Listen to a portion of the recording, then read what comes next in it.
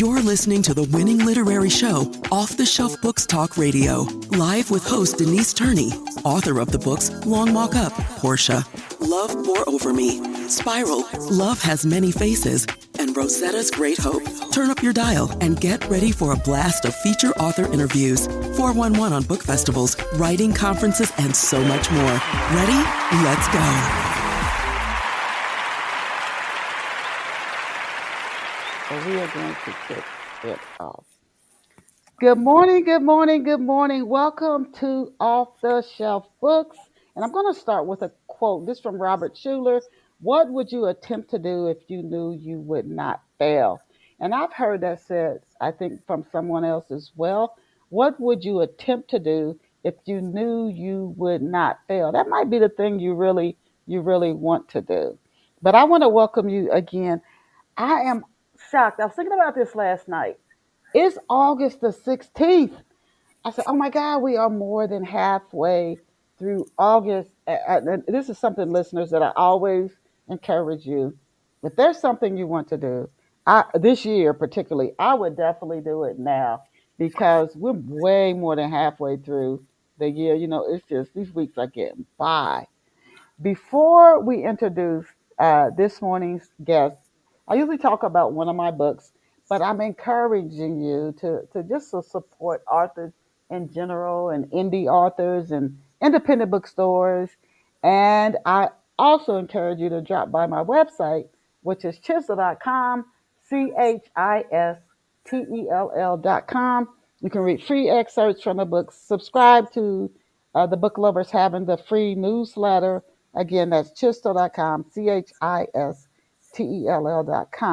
But I like to focus solely on, in the newsletter, I focus on another author or books or indie bookstores and not myself. And also on this show, I like to focus on another author. So let us go and meet today's very special off the shelf guest. And today's guest is David Putnam. And David is a former law enforcement professional. I know people. We had another guy who was a cop who was on here. He wrote this cop series that was kind of had a little comedy to it that did well. And David is the author of more than 15 books, including standalone novels and detective series such as the Bone Detective series, the Misadventures of Imogene Taylor, and the Bruno Johnson Thrillers. And in addition to writing, David enjoys growing organic California avocados in the home he shares with his wife and their 3 dogs. I encourage you to visit David online at davidputnambooks.com. And there was a book publisher with that name once, but it's DAVIDPUTNAMBOOKS.com. And one more time, DAVIDPUTNAMBOOKS.com.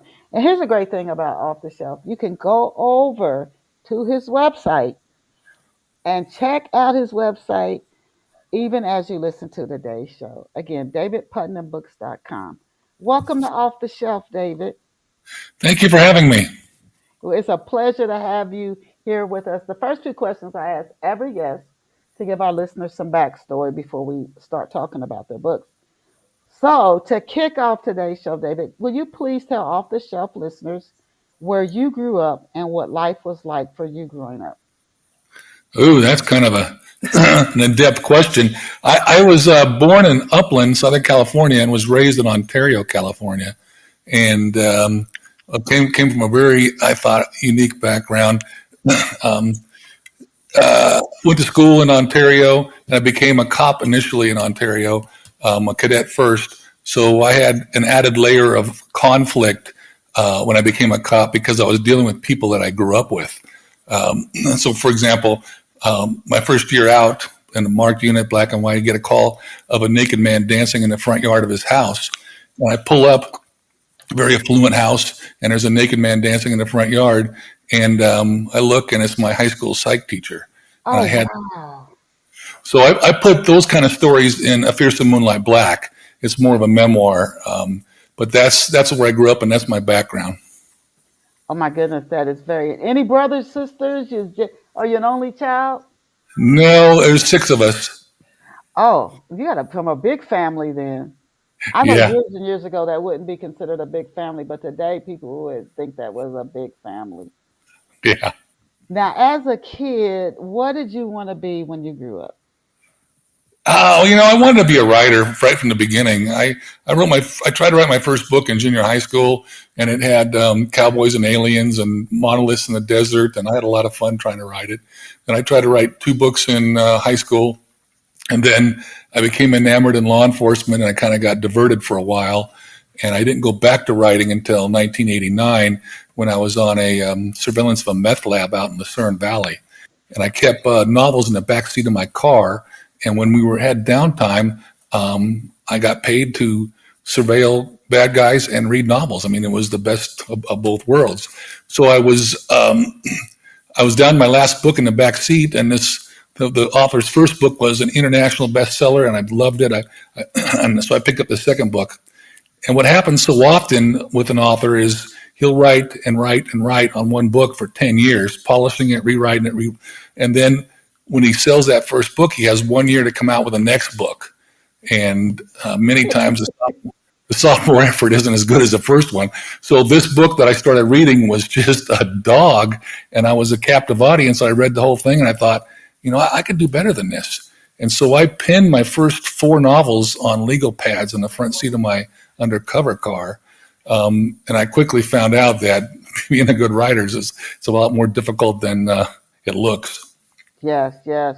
Who inspired your love for writing books? You said you knew as a kid you wanted to be a writer. Where did that inspiration come from? I think uh, when I look back on it, it was because my fifth grade teacher got me into reading, and I started reading back in the fifth grade, and I read everything. My mom was very good about it. When the Scholastic books came out, she let me order as many books as I'd want, and so I would get 7, 8 books from the Scholastic readers. And then I started reading Robert Louis Stevenson. I started reading above my grade level, and then I thought that I liked reading so much, I thought I want to try to do it myself. Okay.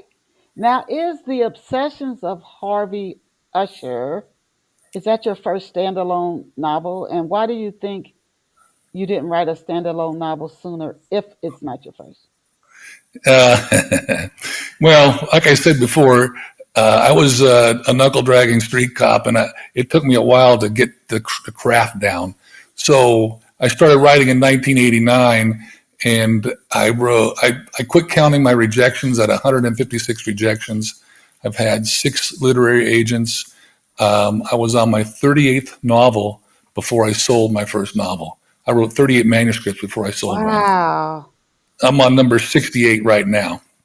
I sold my first book in 2013, and I attribute that to a shift in my craft and my structure. When I shifted, I shortened the conflict, and it made it a more dynamic entry into my books. So what I do is I try to write 2 books at a time. And one book I call a hobby book, and one book is a contract book.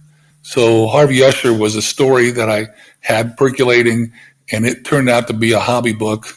And because of the nature of the storyline, it had to be a standalone. Ah, can you give us an overview of The Obsessions of Harvey Usher? So there's 3 ways I used to write a book, and the one I enjoy the most is I write instead of writing to the story, I write to the structure. So I don't know what's going to happen in the book. So I take an idea, just one idea, and I just start writing it. And I use the 5 things a scene needs, the 4 C's of the structure of or story arc. So in Harvey Usher, I had this idea where this 80-year-old man wakes up one morning and there's a woman in his house, and she says that she's married to him, been married to him for 2 years. And Mm. that's the only idea that I had for the whole book. And then I just let the story fall as it comes out. So I fulfill the things the scene needs, the 5 things, and that puts pressure on the text and pulls me into the next scene. And then I scene sequence 3 scenes, then I jump over to another plot line that I've already developed in those 3 sequences. So what's happening in the story other than uh why is what's the title? the obsessions though. What's he obsessed about? Where does that the title come into play in the story? He's obsessed with the love of his life, which is the woman that he had to rescue from the East Coast. And I don't want to give too many reveals away, but his obsessions are protecting his wife and loving Sylvia. I think that's her name. Okay, okay. So tell us about he's in his 80s. Right. What's his personality like, and what was his career field? Well, well, I try not to. I have a strict structure that I stick to, and Usher was one of the first books where I alternated a timeline. So I would write the current timeline and then skip to the backstory. So in current day, Harvey's trying to find out the mystery, what's happening to his life, what's happening with this woman in his house. And then the next chapter takes us all the way back 50 years to where all this started. So the genesis of the story is alternating in chapters. So current day historical, all the way through the book. And I didn't know this was going to happen until I started writing the book. So Harvey Usher, that's not his real name. It's an alias, but he Oh, started as an accountant for the Italian mob on the East Coast, oh, and in the historical story. So that's what got him into trouble. And he's actually 80 years old. He thinks he might have a little bit of dementia. He doesn't. That's causing him to believe, because this woman has gaslighted him so perfectly, that he's starting to believe that maybe he did forget that he got married to her. And the reader thinks that he's an unreliable narrator because he's not even actually sure. But the front story starts to develop as the backstory is developing, and it all collides at the end. what this is what I love about listening to author interviews. There's no way you can really describe the story. The more you're talking about it, the more interesting it's becoming to me. The obsessions of Harvey Usher. So is his the woman who shows up in his life? Is this the lady? Is her name Rita? Is this Rita? Well, her name's not really Rita, but she looks like Rita from Rita Hayworth. So that's why he calls her Rita. She has red hair and she's a bombshell. And there's no way that he realizes that, she's 35, 40 years old and he's 80, and he knows there's something going on. Because of the age difference. But Oh, he calls the cops right away and says, "Get this woman out of the house." In the first chapter, I'm not giving it away. And the cops show up, and and the woman tells them, "Hey, he's a little bit elderly. He's forgetting things." And the cop says, "Well, show me some identification." And she has a driver's license with her name on it and the address that she's his wife. hmm. So it's a very advanced con that's going on, and the reader is trying to find out what's happening at the same time as the backstory is developing and how he ends up in hiding out in Southern California. Wow. And can you introduce us to just a few other major and minor characters who help to move the story forward? Ooh. um, well, his wife, it's a love story, really, Oh, okay. because he falls in love with this woman, and then she gets uh, wrapped up in the mob, and he has to rescue her. So there's an attorney in the backstory that is a very prominent, that is helping Harvey launder the money for the mob, and then Mm.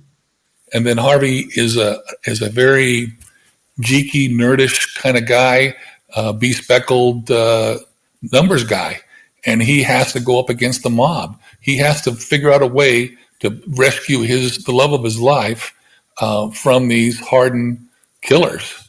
So he uses his brain power, and there's a very interesting method that he uses that I thought was interesting, and then other readers have commented on it. So that's the attorney is interesting. His girlfriend's interesting. The main mafia guy is an interesting character. And then you flash forward, Rita is in the story very prominently in the current story. So she is a very unique character because she ends up being complex in what she's doing. I'm trying to keep from giving too many Okay. reveals. but when you sometimes you don't want to do too much, but it can make it the reader want to read the story more. Um, so you say Harvey now he's going back in the past, and then you go current time. I'm thinking 80 years old, and I'm wondering how many other off the shelf listeners are thinking this as well. Is he able to drive still? Is he able to walk? Is he like bedridden? What is he at his 80s? He's ambulatory and he can drive. Oh, He has, okay. and I think his neighbor was good friends with his wife, the one that was rescued from the mob and hiding out, and they became very good friends. And so she is kind of a hidden love interest. She has a love for Harvey that I think Harvey is unaware of. So Ah. jumps into the game too to help him, and they hire a private investigator. And so between the neighbor, the private investigator, and Harvey, they go looking for the truth about Rita in the current Oh story. my God. Yeah, See, this is the more you talk about the story, the more it's like, oh my God, I gotta know what's happening. So that story sounds incredibly interesting to me. What have readers been saying to you about the obsessions of Harvey Usher? And why do you call that a hobby book? because I write two books at a time, and it's so I have to have my main focus on a contract book for a publisher. I had Oh, okay. publishers, you see, so I'm on a deadline for the contract book, and that keeps my interest very high. But I also have enough curiosity that I want to have a second project going. So Ah, it's like a relief. So I need like a relief from my contract book, and it's like going to play a game of cards while your mind is percolating on the current story, and it's like taking ginger at sushi to clear your palate. Is my hobby book, and so Harvey Usher was my hobby book. all right. Well, this is a very good hobby book. What have readers been saying to you about the obsessions of Harvey Usher? Interesting juxtaposition. The on NetGalley, there's a lot of people just raving about it, and even on Goodreads, I think they really like it. Some people they thought that the shifting in time periods, and I knew it was going to be a speed bump for some readers, where you get enamored with the current day, and then all of a sudden you get shifted and swung over to 50 years earlier, because it bursts the fictive dream. And I'm big about maintaining the fictive dream in all my writing. I'm very careful about it with the cadence, with the transitions. But this book, I kind of broke my own rule because I needed to tell that backstory, and I didn't want to do it in. I wanted to do it in flashback instead of backstory. Okay. Now as we switch gears, just who is Imogene Taylor? Okay, Imogene Taylor. So that's another thing. I try to challenge myself in my writing. So Bruno Johnson was more like what I would have been if I was a cop and I could do what I wanted without just chasing the bad guys. That's Bruno Johnson. So Imogene Taylor is a 65-year-old woman who goes to prison for murdering her husband. She doesn't think she murdered him. So she goes to prison and she's in there for 10 years. And as soon as she gets there, her cellmate says, "Hey, you got too much built up angst. You have to get rid of that angst or it's just going to eat you alive in here." And she goes, "Well, I don't know. I don't know who to blame."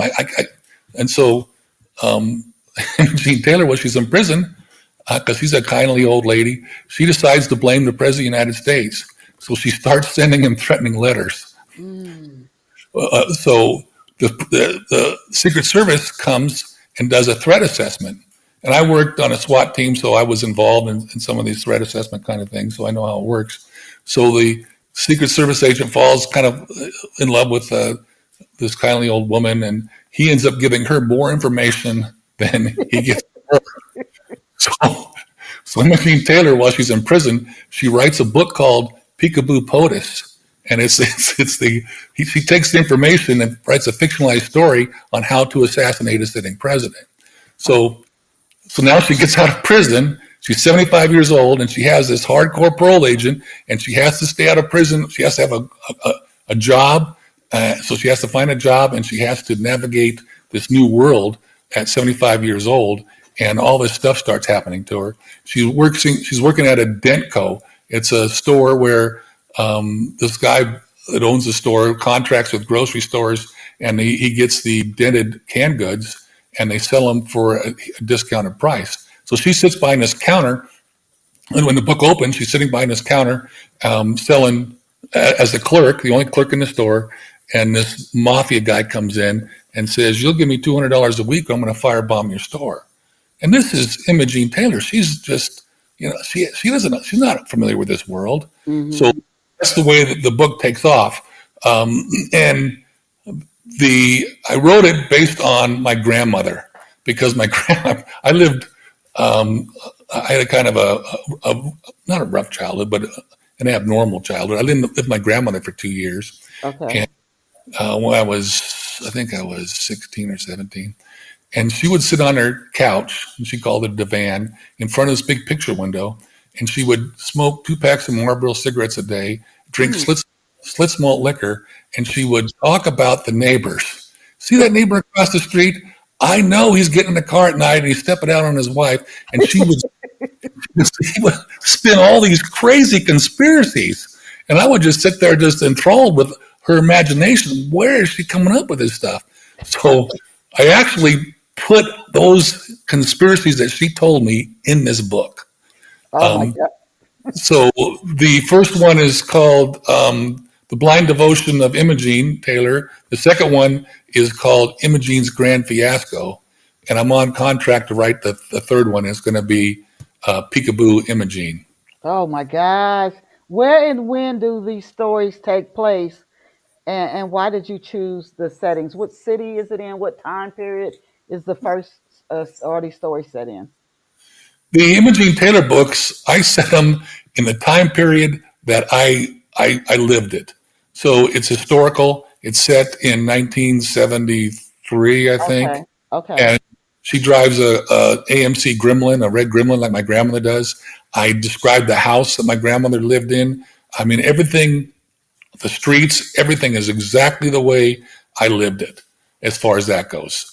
I just used conspiracies and brought them to life, and I used her voice because she was crotchety and funny, this thing she would say. And people email me. I've had multiple people have emailed me. One woman said, I bought your book and I took it on a plane, and people were asking me what I was laughing about because oh God.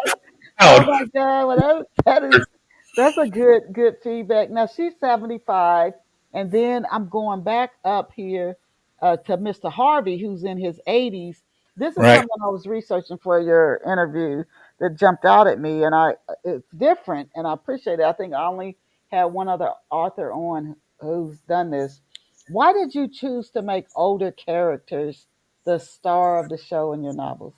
Well, that was planned because I still look for, and historically, because I've been writing since going to book conferences and studying the craft for more than 30 years now, since 1989, and they always told me you never write to the market because the market changes. But overall, generally, there are more readers that are older now. The baby boomers are bigger readers than the younger generation. So I thought that if I want to pander to that market, I need to have my characters something that those readers can relate to. And so I purposely made them that age. Ah, very interesting. I never heard that before. Very interesting. Now I don't know. You can't give it away. I was going to ask you if Imogene really did kill her husband, but no, you're not going to answer that. But is she a calculating, cold-hearted person? How would you describe Imogene? Imogene, there is some backstory with Imogene too, because she was deeply in love with her husband, and the character evolves. So in order for her to survive this new world, she has to evolve because all kinds of stuff happens in the first book, and in the second book too. The second book is a totally another story, but in the first book, there's another storyline. So in this method of writing, I took my grandmother and as the main character, and then I started with two storylines. So what I do is I start with one storyline and I do three scene sequences, and I jump over to another storyline, sequence three, then I jump back and forth across these three plot lines. The one plot line that I used in the first Imogene book was something that happened to me when I was out working as a supervisor in the high desert, Yucca Valley. And this guy, his garage caught on fire. And by the time we got there and the fire department put it out, he had shot himself in the head, I think. I think he committed suicide. Oh. And when they started going through the rubbish of his garage, they found a crate with a dead woman in it. Oh. And he killed his wife in Orange County and put her in a crate. And then he moved from Orange County, Yucca Valley, and he kept her in this crate in the garage. So, yeah, it was a horrible thing, but I thought it was a unique kind of story. So, Imogene is friends with the neighbor who's very young. I think she's in her 25s, and her father passes away. So Imogene goes next door and helps her clear out all her father's stuff in the garage. And there's a big pyramid of just junk, and they're going through it, and they get down to the bottom of this pyramid, and there's a crate, and they open the crate, and there's a dead woman in it. Oh my gosh. Imogene's on parole, and she can't call the cops because she's on parole for murder. Oh yeah. Oh So my that, God. yeah. So those, I continually layer in things like that as the story goes along. Yeah, So you keep it interesting. Who is Cigar? And you come up with some names. Who is Cigar, and how and why do Imogene and Cigar cross paths? Well, Cigar's the guy that walks into the Dentco. He's the mafia guy, Oh, and okay. the unique situation with Dentco, I had a lot of fun writing this book because I wrote it about an intersection in Fontana where I worked as a patrol sergeant and a detective sergeant, and it's a strip center. There's a liquor store anchor on the corner, and then there's an L-shaped strip center, and there's the Dentco. There's a massage parlor. There's a warehouse, and I described it just the way it is in real life. So this massage parlor is right next door to the Dentco, and Imogene interacts with these women who are in the sex trade. And there's a lot of funny stuff that happens with Imogene in that one too. So the Cigar walks into there's a donut shop in the strip center too. He walks into each one of the businesses and demands money to be paid weekly, or he's going to burn the place down. So Imogene gets together with everybody in the strip center and says, we got to do something about this. So I took that, those places are real, and my grandmother was real, and some of the stories that are in the book. At the end of each of my books, I put an author's note and explains what I took from my experiences, what happened, and explain what's not real. Okay, I wasn't going to ask you this, but now I'm listening to your stories are very intriguing, very interesting, and there's a lot going on to capture and maintain the reader's interest. Uh, how much working as a police officer? I can only imagine. How much did working as a cop do you think gave you all this rich material to use as a novelist? How much do you think your job affected your ability to come up with concept these stories? Well, I had a pretty wild career. I mean, I thought everybody was having the same kind of career I was until I started talking to them and telling stories. But I specialized most of my career. I chased murder suspects across 3 states. I was cross-sworn as a U.S. Marshal. I chased bank robbers. I mean, I had a fun time my entire career until I promoted to sergeant. I had to supervise people like me. But in the Bruno books, Those are almost exclusively true stories that I was actually involved in. And like the Sinister, so each one of the Bruno books is like a snapshot of my career. So the Sinister is a unique kidnapping that I had never come across. I thought about it and invented this story. But the Sinister got a starred review in Publishers Weekly. It's difficult to get into Publishers Weekly, let alone get a starred review. It was chosen as best mystery by the mystery editor of Amazon. Oh, And congratulations. thank you. And then Denzel Washington's movie crew asked to look at it. Awesome. So, you still there? Hello? I'm still here. I said awesome. Okay, so The Heartless was a story of when I was working violent crimes, two women went into our jail in San Bernardino for visiting. They had these big purses, and they had a third woman that distracted the guard, and they pulled out cordless drills. They drilled the window out of visiting, and 6 homicide suspects escaped in real life. Wow. I helped chase them down. So I put that story in one of the Bruno books. So the Reckless is the story when I was working bank robbery, chasing bank robbers around. And I put 3 of the actual bank robberies that I was involved in that book. So each book has a different kind of atmosphere, different story, but it's still Bruno Johnson championing the rights of children and women in all the books. Okay, and we're going to get to Bruno next, but I love your book covers. Who designed the covers and how much input did you have on the cover design? The the first cover, if you look at the original cover, hardcover of the Disposables, I I had this agent for 15 years, one agent, and he marketed every one of my books to a standstill. I love this guy, but I ultimately sold my first book.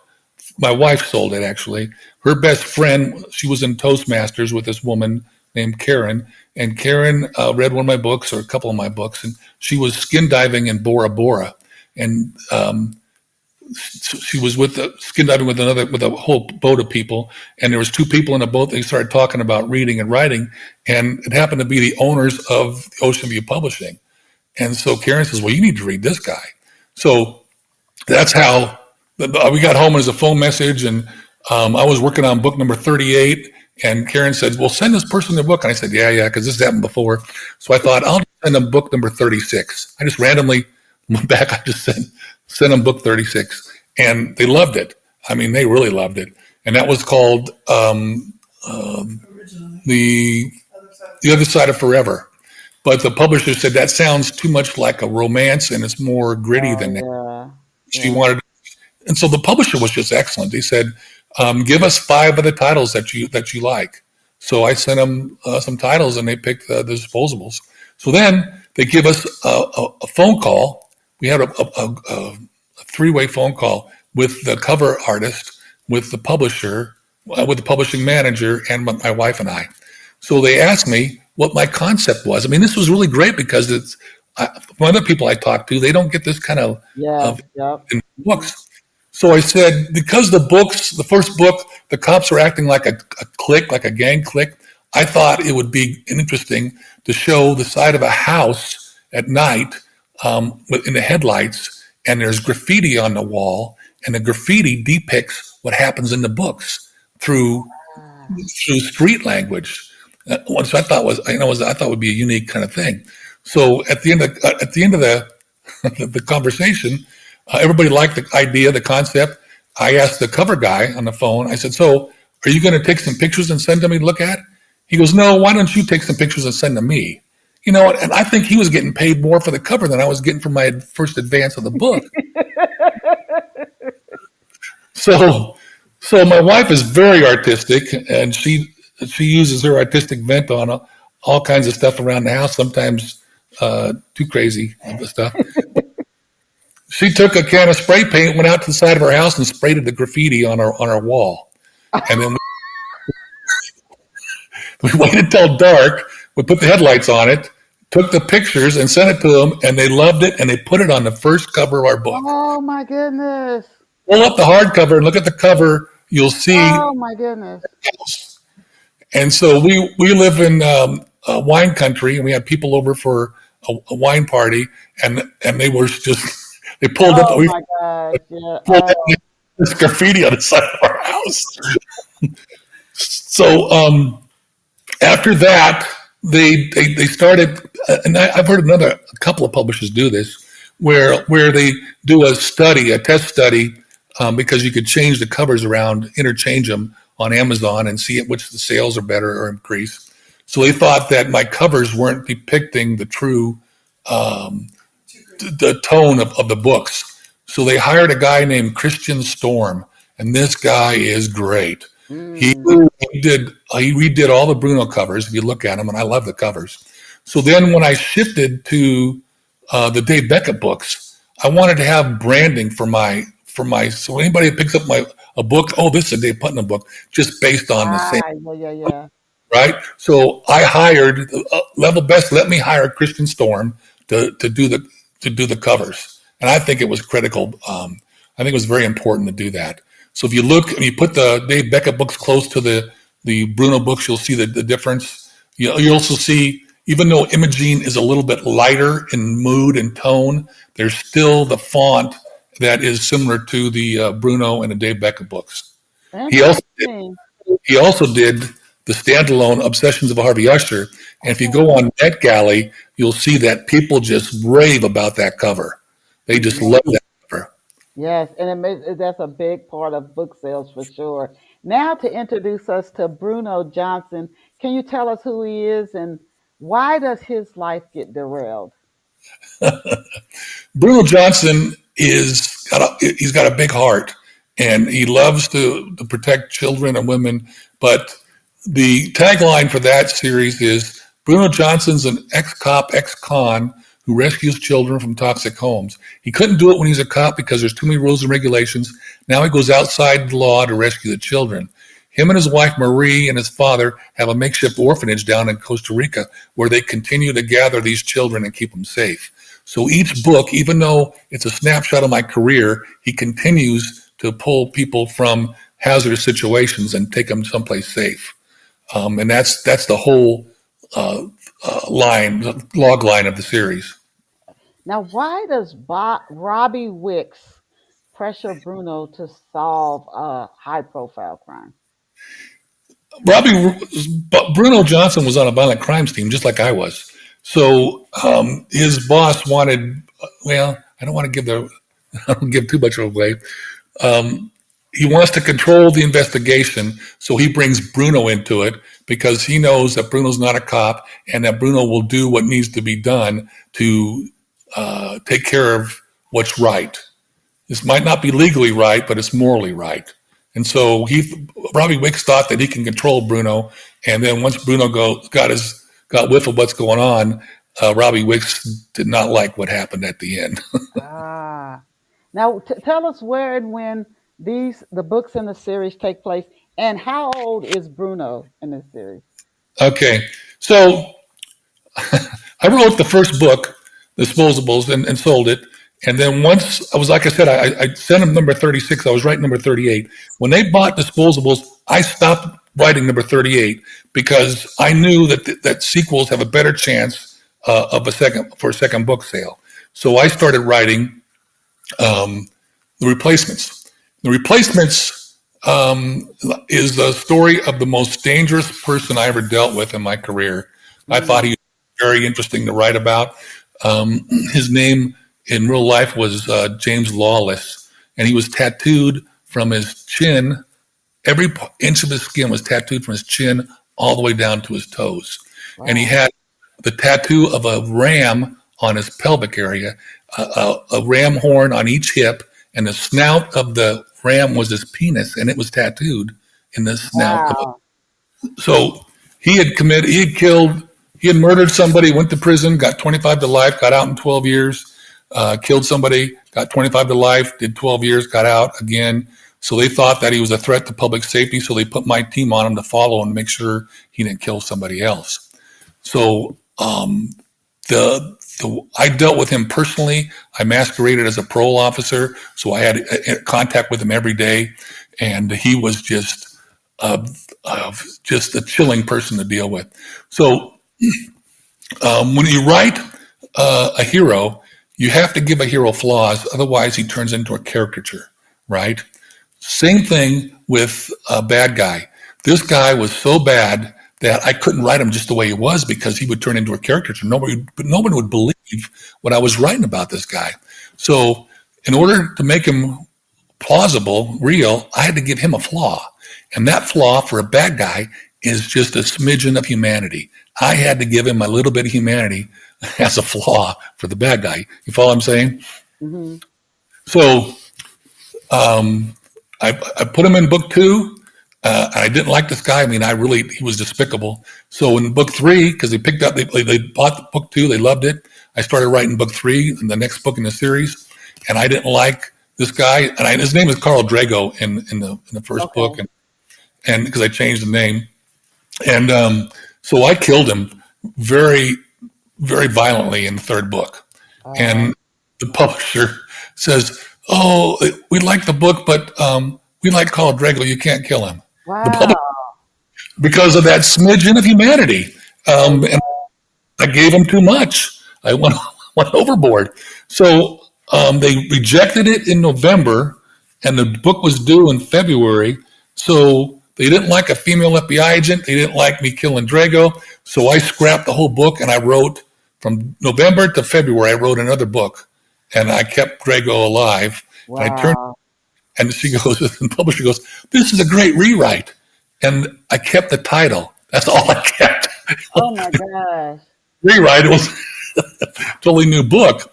So the third book was The Squandered, which is a story I wanted to write about LAPD, Ford and Monvelis, where they were hitmen as detectives. They were LAPD detectives, and they were actually hitmen, and they were discovered and prosecuted, and you could look it up on Google. And then I also layered in the story about how the CIA hooked the inner city on rock cocaine on purpose so they could fund the Contras, the Contra debacle. And that I did. That's the only book I ever did research on because I wanted to get it right. And there's a guy that won a Pulitzer Prize for telling that story. So I layered those two stories together for The Squandered. The fourth book, The Vanquished, I took it from my time in criminal intelligence where I was following the Hells Angels around. And these people were the most despicable people as a group that I ever dealt with. So Bruno got, at the end of the book, he was emotionally crushed. He was shot and run over. I mean, this guy, and the publisher goes, "This is a great book, but I don't know how you're going to come back. How are you going to bring Bruno back from this?" So when the publisher said that, it kind of scared me. So it challenged I shouldn't have, but it challenged my confidence. So I stopped what I was doing, and I went back and I wrote prequels. So I wrote 4 prequels. The first one is The Innocents, and it's 1983, I think, and it's Bruno's first day as a detective.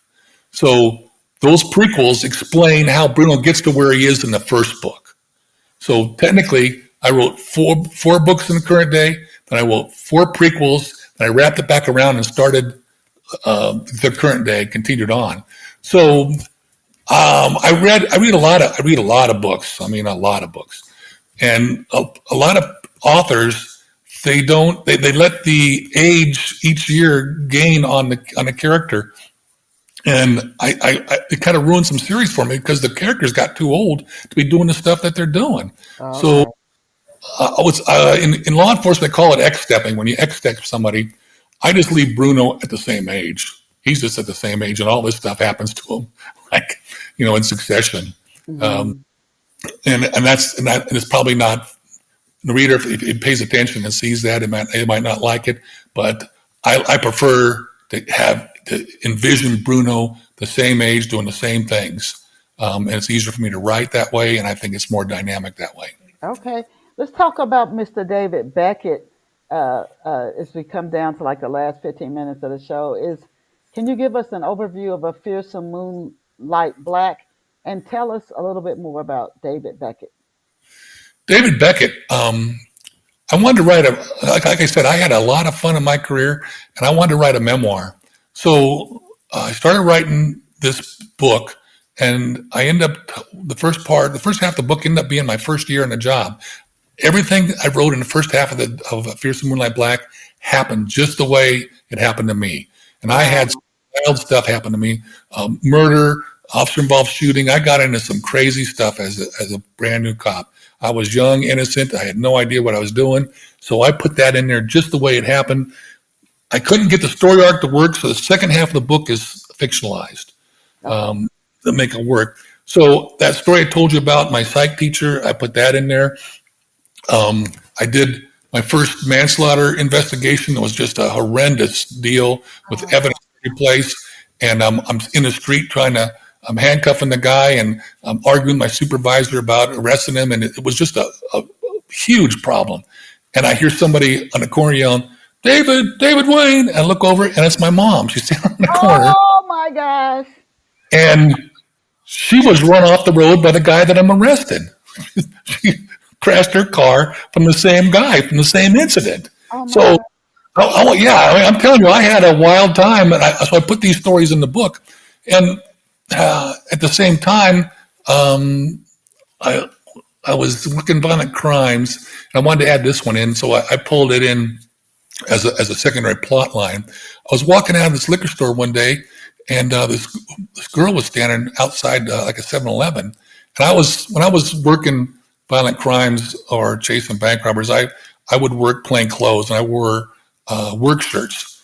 I went to a uniform store, and I said, "You got any shirts that weren't picked up?" And they had like 8 of these shirts and I had them put patches on, Grace Trucking, and I put Carl on the shirt. And my captain even started calling me Carl. He wouldn't even call me Dave anymore. So I was wearing my Carl shirt, wearing Levi's sunglasses. I walk out of the store, and this woman who is she looked like she was probably 20 years older than she was, says, "Hi, Dave." And I walk over and I said, "Do I know you?" And she was a girl that I went to high school with. Wow. And this was shocking to me. And so once she told me who she was, I was like stunned. And what happened was she was with this guy in high school, and they were just always lovey-dovey. I mean, just totally in love with each other. And I lost track because, you know, how everybody goes their separate ways. Yeah. Well, he disappeared one day. He's up and disappeared, and she didn't understand what happened. The guy had a good job. I mean, he was making more money than he was making a huge amount of money. And they made a missing persons report. He never surfaced. They don't know what happened to him. Wow. Then she's telling me this, and it totally wrecked her life because this was the love of her life, and she just went downhill. And what happened was, when I'm standing there talking to her, somebody found his car off Glendora Ridge Route. He was driving. He went for a drive one night, and he drove off the cliff and went into the trees, and they found him like 25 years later. Wow. So, oh my gosh. So I folded that story into the Dave Beckett series, the first Dave Beckett, A Fierce Moonlight Black. So the first book is half memoir, and the second half. So then I go up to the high desert when I first get to patrol, and so Dave Beckett wants to work homicide. So the second book, A Lonesome Blood Red Sun, it starts with him working patrol, but then he goes to work in homicide.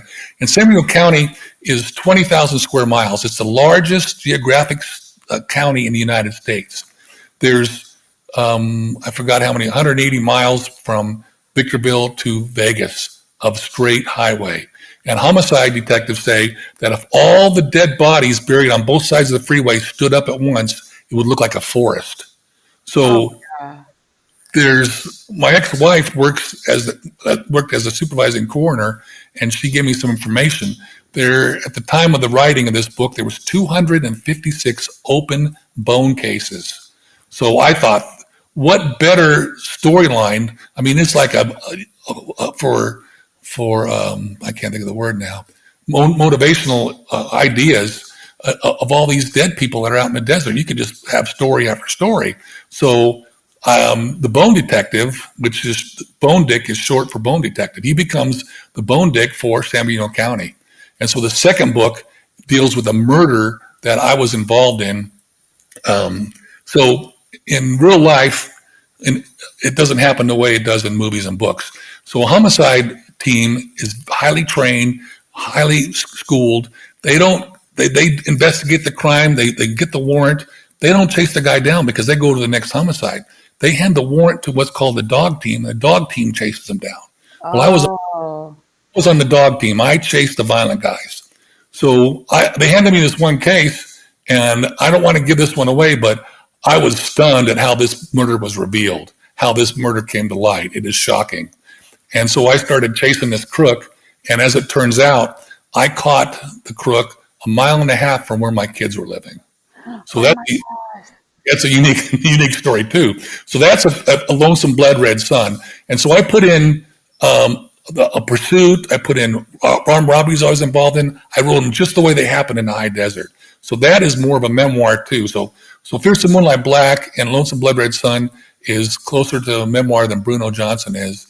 And I just turned in the third book, a cadaverous gray dawn.